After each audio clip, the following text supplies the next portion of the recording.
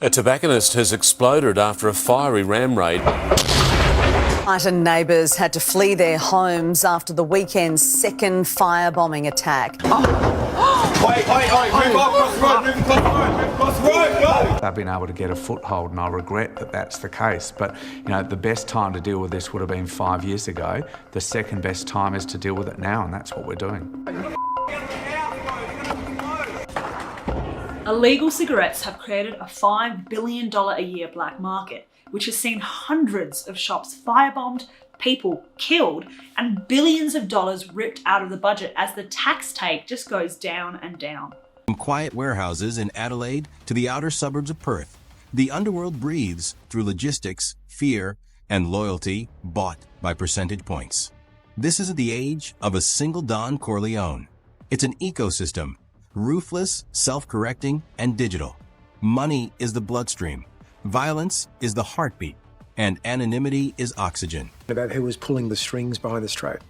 Primarily it was large Middle Eastern groups. Middle Eastern organised crime. Certainly here in Melbourne, and that their tentacles stretched out beyond the Victorian border, certainly into South Australia and New South Wales. This is Crime Cipher.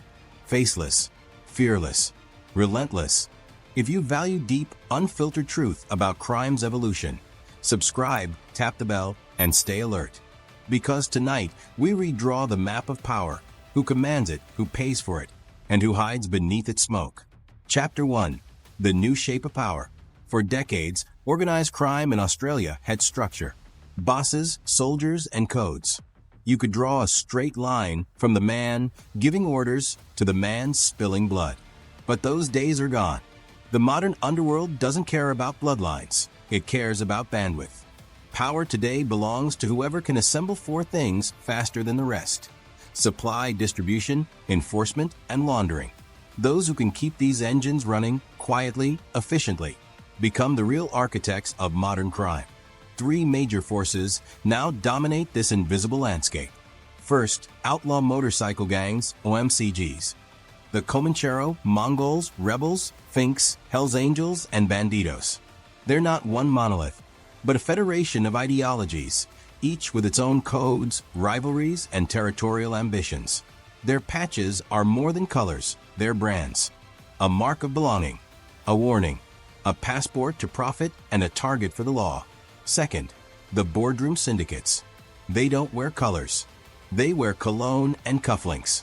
These are the white-collar cartels, men who move containers instead of corners, who use encrypted apps instead of street codes. They call themselves consortiums or the commission. Their violence doesn't make headlines. It shows up in missing people, price spikes, and silent funerals.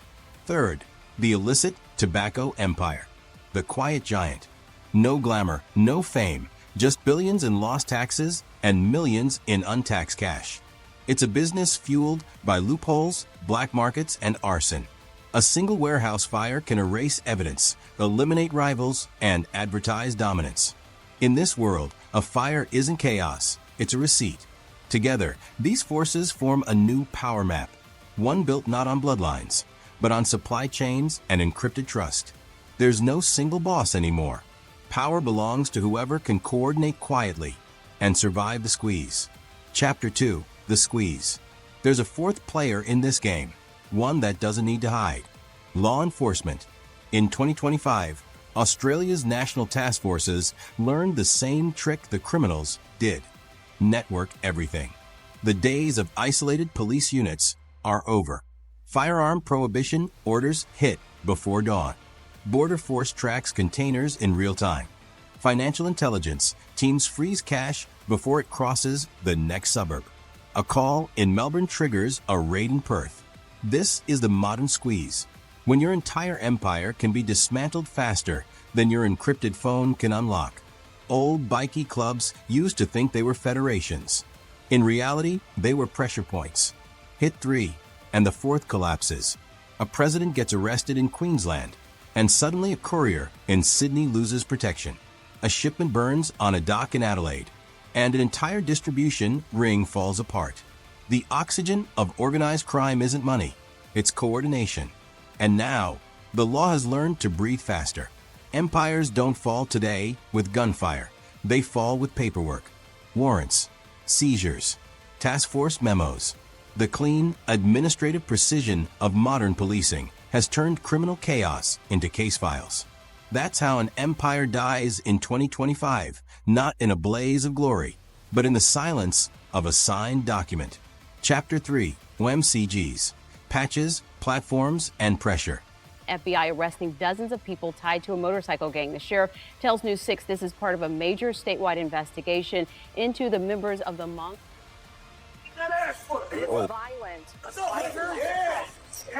The FBI raided the clubhouse of the Mongols biker gang in Volusia County. Yes, they showed up early this morning. Now, when this incident first happened back in March, there was only one arrest made. The louder the brand, the shorter its lifespan.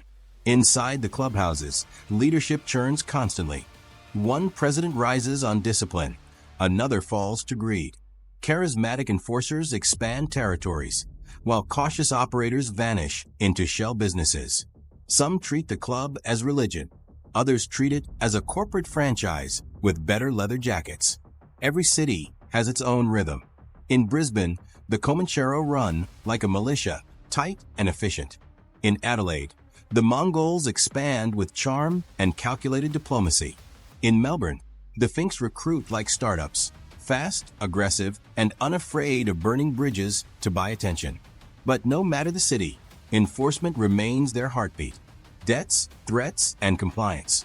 If you owe, someone visits. If you talk, someone listens first, then acts. If a business refuses protection, photos start appearing online. Bikes out front, smiles in frame, a patch in a corner. A wordless announcement, we're here now. Adjust your margins. This is their real business model, not rebellion. Monopoly, one postcode at a time. Chapter 4. The Commission, Boardrooms, Phones, and Cartons. If the Beakies are the thunder, the Commission is the storm behind the clouds. These boardroom syndicates don't roar, they whisper. They aren't men in leather, they're men in linen. They don't carry guns, they control logistics chains. They fight for ports, not postcodes. They move entire containers, not corner bags. They don't pull triggers, they pull strings. And when something goes wrong, they don't panic, they restructure. Each shipment of cocaine or methamphetamine feeds a complex ecosystem. Freight forwarders, dock workers, middlemen, couriers, and enforcers. If one link snaps, say a customs alert or a missing truck, the consequences ripple across the entire city. Prices spike. Debt grows. Violence follows. They operate like corporations of crime, calculated, data-driven, and untouchable. They hide in the same language as CEOs. Margins, liquidity, partners. Their warfare is economic. Their weapons, phones, ledgers, and silence. You can tell when the Commission moves. The streets go quiet.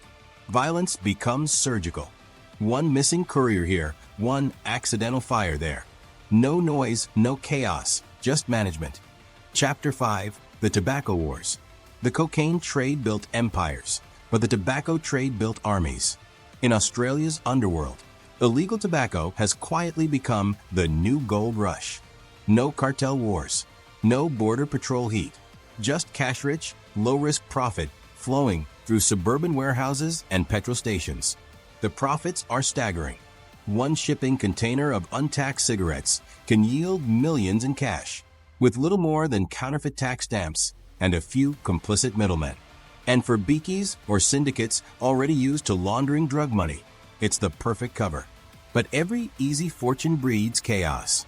The tobacco wars ignited when rival groups began torching warehouses, trucks, and rival stores across Victoria, New South Wales, and South Australia. Each fire was a message, each explosion a declaration. When police arrived, there were no witnesses, no fingerprints, just smoke, scorched concrete, and silence. These weren't random acts. They were economic warfare.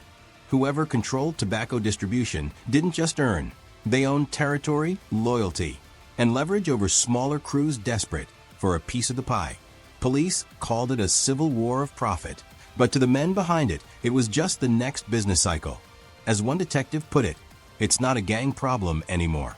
It's a market correction enforced with fire. Chapter 6, Ports, Codes, and Corruption. Every story of power in Australia eventually leads to the ports, the arteries of the nation's economy, and the underworld's favorite hiding place. At Port Botany, Fremantle, and Melbourne's Webdock. With Anne. Good afternoon. 3 so-called trusted insiders have been arrested, accused of helping import half a tonne of cocaine into Australia, hidden in a shipping container. The men all worked for logistics companies and were allegedly using their access to Sydney ports to help an organised crime syndicate. Amber later reports. Good afternoon. It was during the early hours of Sunday morning here at Port Botany that police uncovered this huge haul of cocaine. Detectives claim it was found in an empty shipping container that had carried a load of legitimate cargo from Europe.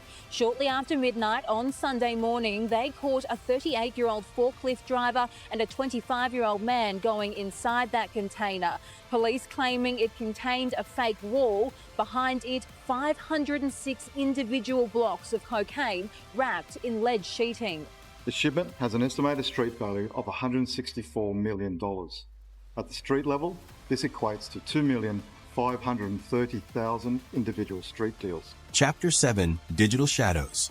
In the old world, gangsters feared the police. In 2025, they fear their own phones. Encrypted networks like ANOM, Sky, ECC, and EncroChat promise safety. They became the lifelines of global syndicates until international task forces cracked them open, exposing years of messages, orders, and confessions.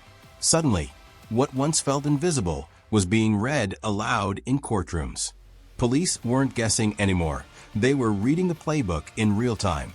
Now, the underworld speaks in code layered with paranoia. They use voice notes disguised as memes, temporary SIM cards, and signal-jammed meetings in cars with no Bluetooth.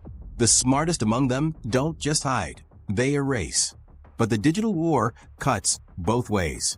Law enforcement can surveil more than ever, but criminals adapt faster. Artificial intelligence scans police chatter. Fake social media accounts plant misdirection. It's no longer a battle of guns, it's a battle of data, deception, and digital breath control. One former detective said it best.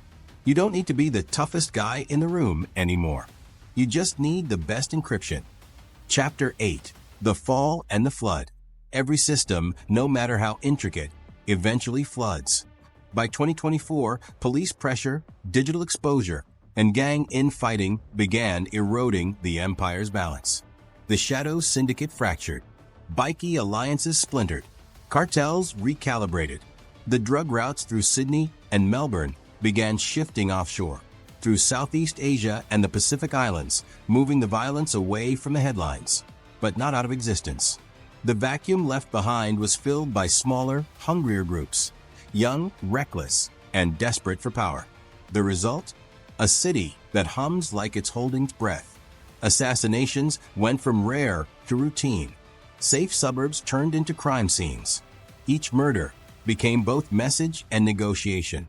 What began as business has become a cycle, a feedback loop of greed, revenge, and fear. And just like the waves that hit Sydney's shore, every rise guarantees a fall. Chapter 9, The Invisible Kings. Ask a cop today who runs the underworld, and they'll laugh. Because in truth, no one runs it, everyone rents it. Power isn't owned anymore. It's leased, traded, and constantly renegotiated. The syndicate bosses of old are gone. The modern kings wear hoodies instead of suits, run shell companies instead of street corners, and live in penthouses disguised as tech startups. They understand the new rule. The less people see you, the longer you live. The invisible kings of 2025 aren't on wanted posters. They're on business registries. Their money flows through crypto exchanges, real estate portfolios, and import firms that look perfectly legitimate. They build digital walls so high that even when one empire falls, 3 new ones rise from its ashes. And yet, they all know the same truth. Power built in the dark doesn't stay hidden forever. Because for every encrypted phone and fake ledger, there's always one thing that leaves a trail: ego. And in the end, ego kills faster than any bullet. The Australian underworld is no longer a battlefield. It's a marketplace. Power isn't about who fires first. It's about who adapts fastest. The old kings are gone. The new rulers don't wear crowns. They hold codes. Every shipment, every encrypted chat, every port worker on the take. It's all part of a living, breathing system that refuses to die, only to evolve. You've been watching Crime Cipher, faceless, factual, relentless. If this decode helped pull the curtain back on Australia's hidden economy, subscribe, hit the bell, and comment Shadow Syndicate. Because here, every clue unlocks a darker truth. This is Crime Cipher. Every system leaves a signal. Every signal tells a story. And every story, no matter how deep the shadows, eventually comes to light.